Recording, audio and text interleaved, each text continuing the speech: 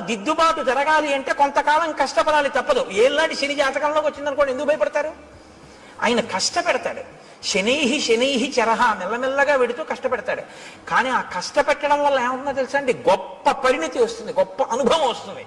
తరువాతి కాలంలో ఆయన కీర్తికి కారణమవుతుంది. అందుకే ఏలినాటి శనిని ఎప్పుడూ దూషించకూడదు.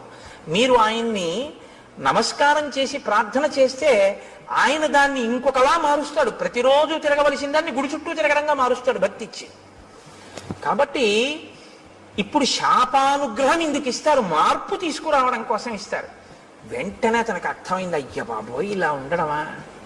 పడ్డాడు మహర్షి కాళ్ళ మీద. పడి అన్నాడు, ఇప్పుడు నాకు ఈ శాప విమోచనం అని అడిగాడు. అయితే మారావు కదా, ఇప్పుడే అన్నారు అనుకోండి, ఆ బుద్ధి మళ్ళీ మారిపోతుంది. అందులో ఆ బాధ ఏమిటో తెలియాలి.